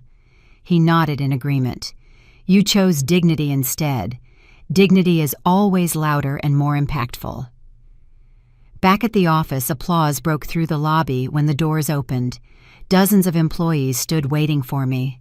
They clapped not for victory over Brandon, but for the truth reclaiming its rightful place. Warmth flushed quickly through me. Gratitude replaced the exhaustion that had dominated my days. Colleagues surrounded us briefly, offering sincere congratulations. When the crowd cleared, my team returned to their work. My presence reminded them that our mission continued successfully beyond the immediate crisis. Inside my office, sunlight highlighted the framed achievements that once received no recognition from my family. Today, they symbolized resilience rather than mere external validation. I placed the court documents inside a secure drawer. Evidence had finished its crucial role. Lisa entered quietly. We move next to the civil case proceeding, she said. His actions cost the business real money. His lies created measurable damage. Compensation is absolutely justified now. Money felt trivial compared to peace of mind. Still, accountability took many necessary forms. I want this entire matter to end soon, I said. But I want the final end to teach him something truly real and lasting. We will strategically pursue exactly that outcome, Lisa replied confidently. Hours passed faster now, meetings resumed, productivity quickly returned to normal. By the time darkness claimed the sky, work felt like renewed purpose again, instead of a temporary distraction. Security accompanied me home once more. The journey appeared calmer tonight. Threats had less room to breathe freely when consequences followed close behind. In the apartment, I set my bag down and took a deeper breath than I had in weeks. The simplicity of unlocking my own door without bracing for imminent danger brought surprising, profound relief. I poured water and leaned against the counter, letting the glass cool my palms. The phone chimed one new message notification. I glanced toward it, bracing myself for bile. Instead, shock softened everything. Dad, proud of you today. 3 words. Unevenly typed. Imperfect. Healing. A reply formed slower in my mind, careful in its required sincerity. Thank you. Small, genuine steps repaired long, damaged distances. Later, while preparing for bed, I stood by the window again. Snow drifted over streetlights in swirling ribbons. Peace refused to hurry its arrival, but approached with measured, steady steps. Brandon still existed somewhere inside this large city. His anger still burned violently. His fear still misdirected his aim. None of that threatened me personally anymore. The law stood firmly between us. Truth stood taller than either of us could reach. My voice no longer lived in the shadows his lies tried to cast over me. Everything he feared about his exposure became the solid foundation of my freedom. I switched off the lamp. Night folded gently around me. Brandon had indeed fallen completely. I did not push him forcefully. He chased the edge of the cliff himself entirely. I finally stopped running after him to pull him back. Morning sunlight streamed through sheer curtains as if the oppressive darkness of the past weeks had never existed. For the first time in far too long, waking up did not feel like bracing for an attack. Sleep had finally allowed deep restoration instead of mere survival. Today belonged entirely to me. Success could take its rightful space again publicly. Water boiled in the kitchen, filling the space with warmth that reminded me of simpler beginnings long before anyone outside my family knew my name. The steam grounded me, proving the chaos had not destroyed the parts of life that truly mattered. That familiar ritual held a dignity I utterly refused to lose. A quick glance at my phone revealed a surge of messages. Articles from reputable outlets filled the notifications. Headlines highlighted the established truth rather than manufactured spectacle. My name stood proudly beside my actual achievements instead of baseless accusations. A quiet victory moved strongly through my chest. Interviews scheduled days ago now gained a new powerful context. Facts had reclaimed their power. Lies stumbled far behind the relentless pace of truth. I prepared deliberately, selecting a dark blazer that perfectly matched the shift in tone, not to intimidate anyone, but to represent someone who no longer allowed others to dictate her narrative. My reflection returning a steady, unwavering gaze confirmed my readiness. The car waited downstairs. Security kept their distance without being intrusive. Snow crunched under my boots as I crossed to the waiting vehicle. The cold air had never tasted cleaner or fresher. Thomas sat inside laptop, open final notes prepared for the day. His smile greeted me with the kind of solid encouragement that needed no language. "You are the one steering this ship now," he said, watching my expression closely. "I truly do not want this to sound like a victory speech," I answered honestly. "It absolutely will not sound like that," he replied. "Honesty does all the necessary talking for you." The drive to the studio passed large windows filled with holiday decorations. Joy lived in those displays, utterly untouched by someone else's manufactured chaos. My heart welcomed a little of that joy inside. Inside the interview studio, bright lights illuminated every angle with professional intention. A makeup artist expertly brushed away the last signs of sleepless weeks. The host approached with genuine kindness etched into her gestures. "Ava, thank you for coming today," she said warmly. "We truly appreciate your willingness to share your perspective." "My full story does not belong to silence," I answered firmly. The interview began with questions grounded entirely in reality, not cynical provocation. I spoke without trembling at all. Words carried a strong, clear strength sharpened through intense adversity. "My business exists because I fundamentally refuse to accept that women must choose between ambition and independence," I said. "Support should always uplift others, not be used to create control over them." The host leaned closer to listen. "You built your success entirely privately. Why did you choose to stay quiet about it for so long?" "I allowed my hard work to speak for itself." Initially, I explained. Validation from people who continually refused to see me was never truly necessary for my success. Her next question held deeper personal weight. "What about your brother Brandon?" A difficult moment stretched between us. The cameras waited patiently. "He struggled deeply," I said carefully. Instead of asking for genuine help, he created pervasive illusions about his life. When those illusions inevitably collapsed, he tried to take me down with them. Pain can twist love when fear aggressively guides all the decisions. What does true healing look like for you now? Healing means acknowledging the harm caused, I said. Not excusing it away, not hiding it from the world, just accepting the difficult truth and moving forward decisively. Warmth spread across the host's expression. "You are fundamentally redefining what it means to rise above." No triumphant music accompanied the end of the segment. No applause chased external validation. Just a quiet certainty that the world had finally listened to my side. Outside the studio, press waited again. Their cameras captured a story that had been transformed entirely. Microphones reached toward me with questions of hope rather than suspicion.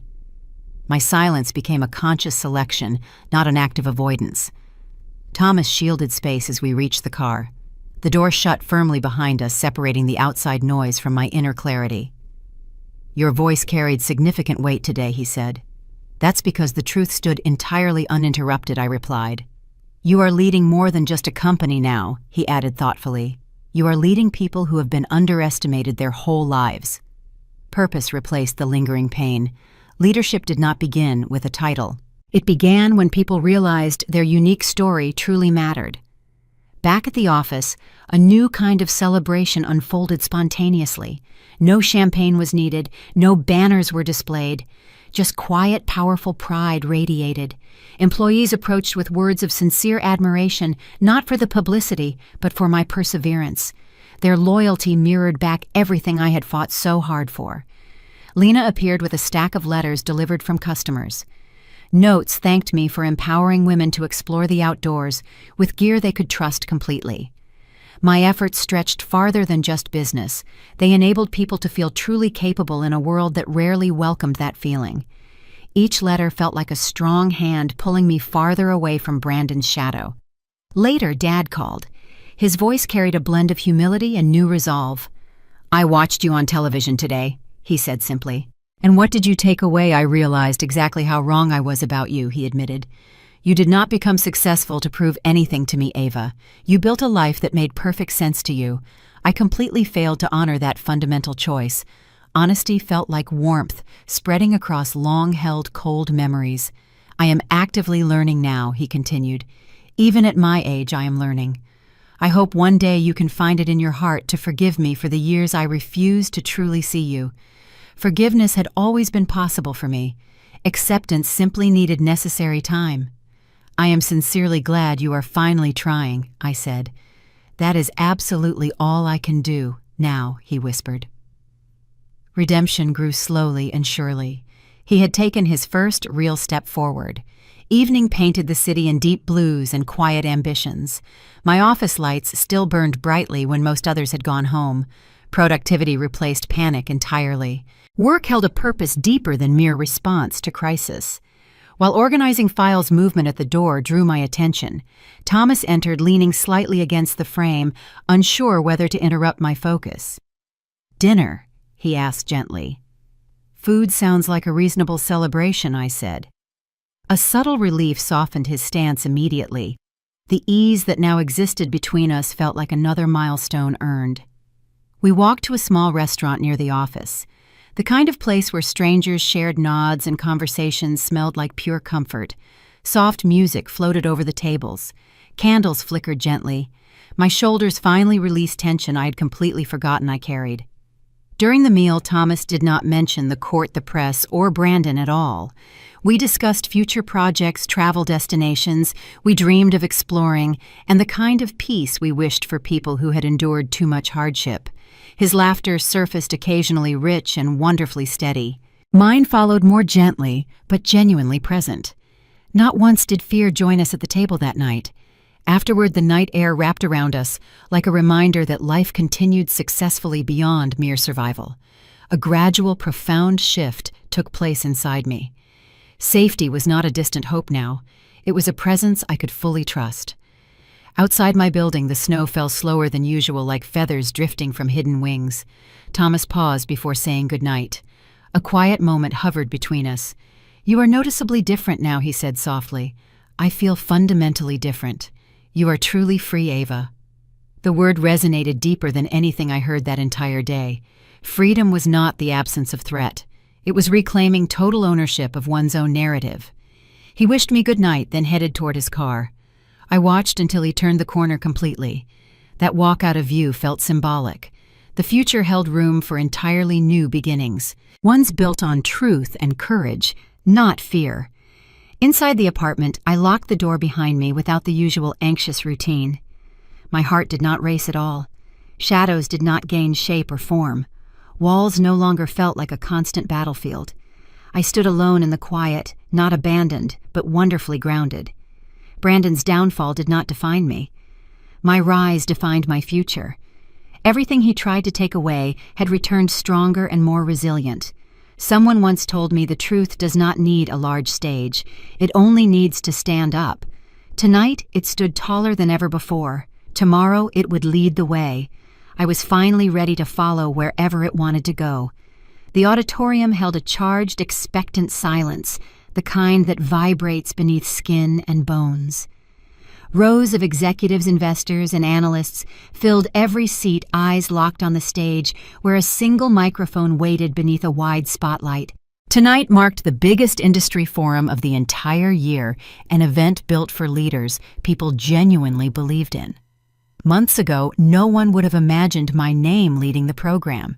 Yet there it was behind me on a towering screen, Ava Hale, founder and Chief Executive Officer of Ascendant Metrics. The stage felt foreign and wonderfully familiar all at once. I adjusted the lapel of my tailored suit, feeling the fabric steady against my fingertips. No tremor, no hesitation, no trace of the woman who once allowed her value to be measured by a family dinner table. Just breath and clear purpose remained. The host finished my introduction, his genuine excitement spilling into applause that rolled through the room. When he stepped aside, the room immediately shrank to the space between me and the microphone. Every single step forward felt like reclaiming ground that once belonged entirely to crushing doubt. Thank you all very much. I began letting the simple words settle over the audience. When I first started this company, I was told that my vision was wildly unrealistic, too ambitious, too technical for someone like me to achieve. A faint laugh rose from someone near the front, not mocking at all, recognizing a shared experience. My background simply did not fit the expected mold. I worked initially from a small apartment kitchen. I built complex algorithms at that kitchen table. I spent countless nights chasing solutions instead of much-needed sleep. The world outside my window had no idea what powerful creation I was quietly building. Faces leaned closer in the audience, absorbing the personal story behind the charts and forecasts. I was told that financial success must look a specific way, shiny, loud, always dressed in expensive status symbols. I believed that external lie once too. My breath left in a controlled exhale. It turns out appearances only tell the smallest part of the real truth. Applause flickered again, brief but strong enough to hold my focus.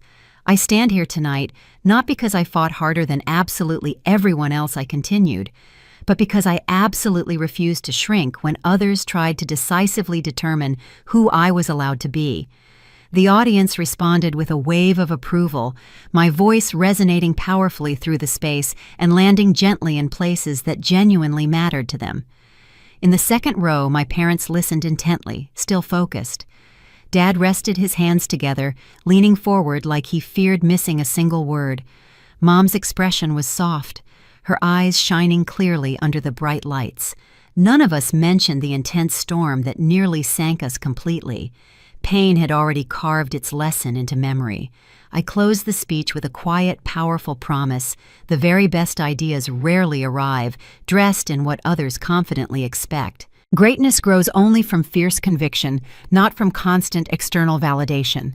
Ascendant Metrics will continue forward because we strongly believe in what we build, and we utterly trust the value of staying true to our path. Thank you all for believing in this difficult journey. Clapping erupted like a sudden ignition. Cameras flashed brightly. Everyone in the room rose immediately. The ovation carried a warmth that wrapped around me with undeniable earned force. It felt entirely earned. It felt truly real. Backstage offered a gentle, sudden darkness after the intense heat of the spotlight. For a moment, I stood completely alone, inhaling the absolute quiet. Triumph simply breathed. Dad approached me first. His steps were slow and careful. "You absolutely commanded the entire room, Ava," he said, his voice low. "I severely misjudged you. I misjudged everything important." He swallowed hard, carrying both shame and pride in equal measure now. "You deserve support long before tonight. No lecture was offered, no comparison was made, just pure, powerful recognition. Seeing me now is genuinely enough," I replied. "The rest of our relationship can take its necessary time." He nodded slowly, accepting that the future would rebuild differently from the fractured past. Mom slipped her hand into mine, a soft gesture with stronger meaning than any apology could ever hold. "I am truly grateful for this," she said, "not primarily for success, but for your immense courage." The compliment anchored itself somewhere deep inside, completely replacing a wound that once refused to heal. A figure lingered near the exit, Brandon. Not the polished, perfect man he liked to pretend he was. His clothes were wrinkled, his shoulders curved inward defensively. The confident smirk was permanently gone from his face. He stopped a few feet away, unable to lift his gaze toward mine at first. "I was incredibly selfish, Ava," he confessed, barely audible. "I lied constantly. I hurt you deeply. I tried to destroy the one person who actually helped me when I had nothing left." No defense was offered. No blame was assigned. He looked up, his eyes utterly unguarded. "I want to finally become someone I do not have to perpetually pretend to be. That huge change will take a very long time. I know I cannot possibly ask for your forgiveness now. Personal growth does not need a public audience," I said gently. "Start quietly. Stick relentlessly with it." A slow nod answered me, gratitude threaded visibly with remorse. He stepped back immediately, allowing the space to stay sacred, rather than forcing a moment neither of us was truly ready for yet. I left the backstage corridor with Thomas beside me. He offered a reassuring smile without a single unnecessary word spoken. The lobby buzzed loudly with journalists hoping for statements, but security kept them at a respectful distance. As flashbulbs burst through the glass doors, reporters called out questions about triumph, about family, about revenge, hungry to turn my life back into their easy narrative. None of them truly understood that my victory was never about crushing someone else. It was fundamentally about standing fully in who I am. The evening chill greeted me outside fresh, deeply invigorating.